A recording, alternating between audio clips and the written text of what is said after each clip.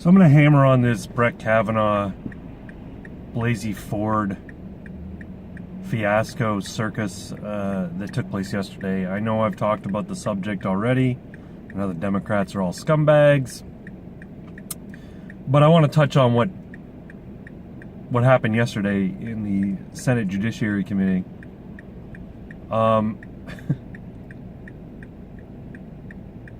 It was an absolute farce.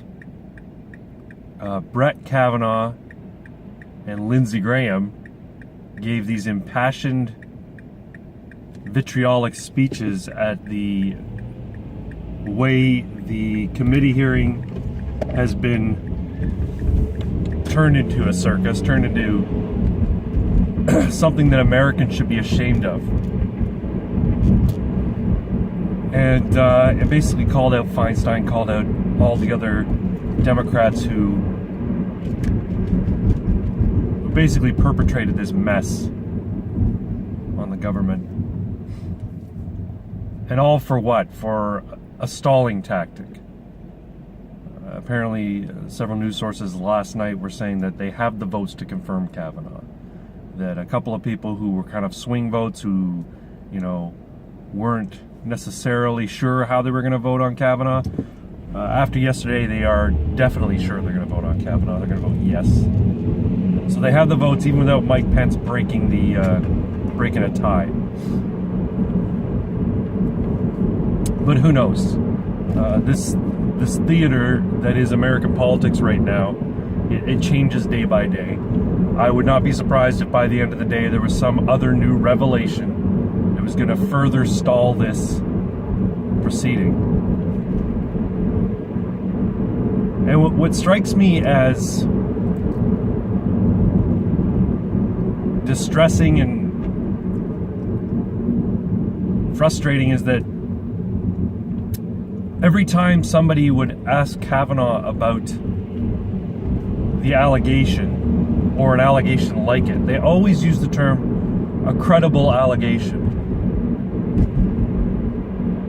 This allegation is nothing near credible.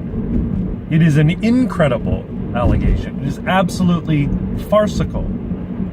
This woman can't remember any details associated with the event happening. Her only detail is she's 100% sure it was Brett Kavanagh who sexually assaulted me at a party. I can't remember when it was, where it was, how I got there, how I got home, what the incident was surrounding the party, what the circumstance around the party. Was it a birthday party? Was it a graduation party? Was it whatever? She can't remember any of the fucking details. Her 4 or 5 witnesses who she says were present at the party either don't recall any of it or flatly deny all of it, saying it never happened. I was at that party, Kavanagh wasn't there, it never happened. Or Kavanagh certainly wasn't the guy. Now it turns out there's 2 people who've come out and said, it was us, it wasn't Kavanagh. 2 guys, 2 fellow classmates of Brett Kavanagh said, look, we were actually at the party I think you're talking about, and it was us. But do you think anybody's covering that or looking into that? No. This is a smear job, as I think it was Graham who put it, Lindsey Graham, just meant to derail the proceedings, stall the proceedings, and destroy this man's credibility, his career, his honor, his dignity, and everything associated with him. They're trying to Clarence Thomas the guy. And when Clarence Thomas went through this same bullshit back in 1991, he made as an impassioned speech as Kavanagh did. Maybe a little more stoic, but he at that time said this is a disgusting display and people should be ashamed of their Senate. He was insulted. He thought it degraded the dignity of the House, of the Senate. Anyway, it's just This idea that these are credible allegations. This is what Blumenthal and several others kept referring to. This was the language they used. Credible allegations. They're not credible allegations if you can't corroborate them. And the people that she put forward to corroborate deny her story. And the thing that boggles my fucking mind is that the people who should be in opposition to this have been so cowed by this current Me Too movement, this current believe all women zeitgeist that we're in, that they won't call this woman out for what she is. A fucking liar. You know, they all say, well, I find her testimony to be credible. I believe that she believes what she's saying. I believe she's full of shit. I believe she knows she's full of shit. And I believe that she actually wasn't even that convincing in her testimony. And this Mitchell broad, the one who was basically questioning her on behalf of Republicans, which I'm on the fence about whether that was a good tactic or not. They had this, I think her name was Rhonda Mitchell or Sandra Mitchell, I can't remember. Anyway, she was sitting down there on the floor at eye level with Blasey-Ford, and she was the one asking the questions on behalf of the Republicans. She was the one basically investigating her testimony and going over it. And she brought forth the idea that these proceedings were delayed because Ms. Blasey-Ford, she has a fear of flying. And then she completely dismantled that by saying, okay, so you flew here on vacation, you flew here eventually to this proceedings, you flew to this, you flew to that, you fly pretty frequently in the last several years. How is it that you're afraid of flying? Well, it's a lot easier for me to fly when I'm going on vacation. Yeah, okay, so you can take a break from your fear of flying if it means you're going to go somewhere sunny and tropical. Even though I think she lives in California. Anyway, it's just, she's not a credible accuser. She's not a credible witness. And the fact that it got to this point before the Senate Judiciary, it really paints the Republicans in a bad light. After seeing what happened to Clarence Thomas in '91, and I'm sure plenty of those Senate committee members were around for that. Grassley's an old dude. Lindsey Graham's have been around for a while. He knows what happened during the Clarence Thomas situation. As soon as this came out by Feinstein, they should have just quashed it and said, this is bullshit. We're not doing this at this late hour. Forget it. He's the chairman of the committee. He's the guy who controls the actions of the committee. He should have said, fuck you. We're not doing this. We're not doing another Clarence Thomas. Go fuck yourself, Feinstein. You're a bitch. But he didn't. You know, he made every concession possible for this Blasey-Ford. Why? I have no idea.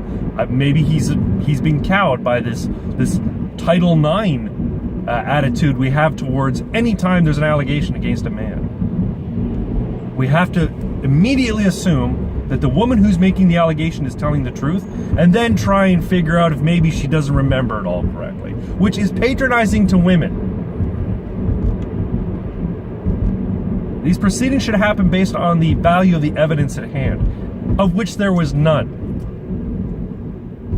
And it should have just been quashed as soon as it was brought up. They should have gone to recess, gone over the letter, asked Feinstein if she did her due diligence in vetting this accuser and checking out her story. And if she said, well, no, I couldn't, or here are the names of people, and we've interviewed them, and actually it turns out they said they disagree. They don't recollect it happening that way. Don't recall it happening that way. They don't recall any of it happening. The people she's named in this letter, they actually say, no, it never happened, or I don't remember anything like that happening. Then Grassley should have said to Feinstein, this is going nowhere. Nice try, but no.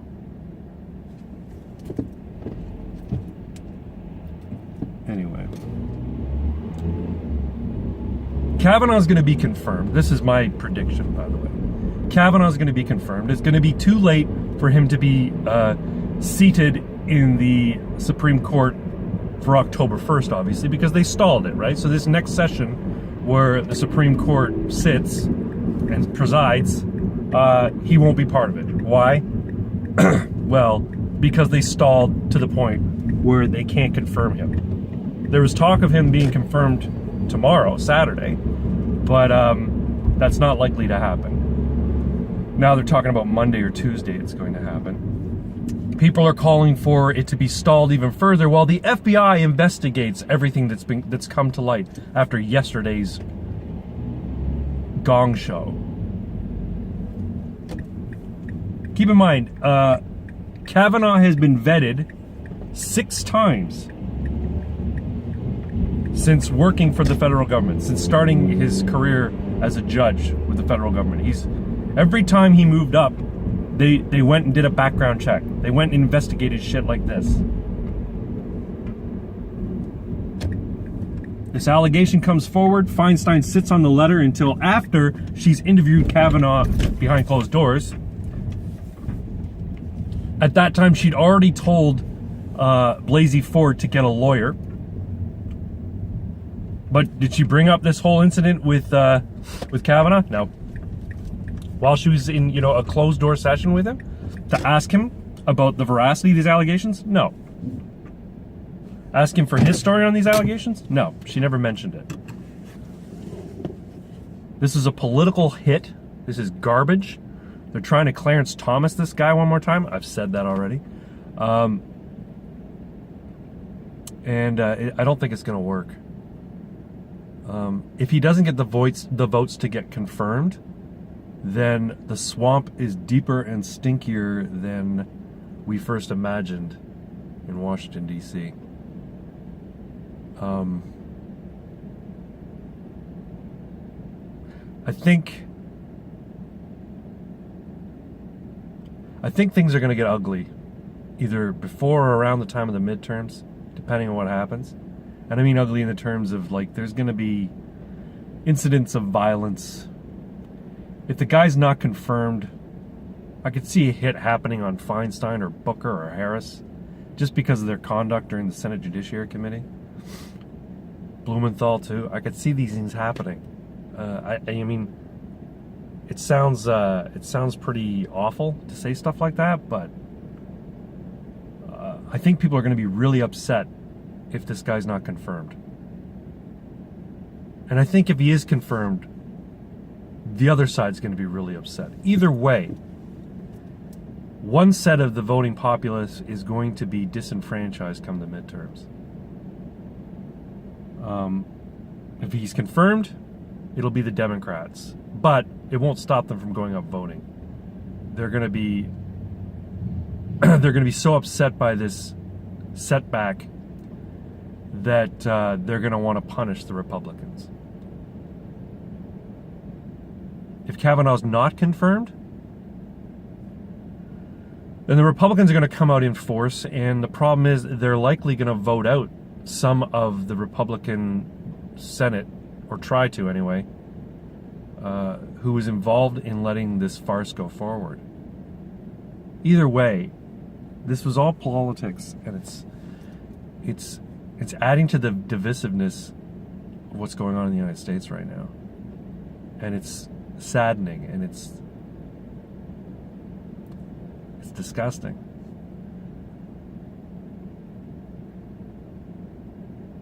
Anyway, I'm at work. It's Friday. Have a good weekend. I'll talk to y'all later. Thanks. Bye-bye.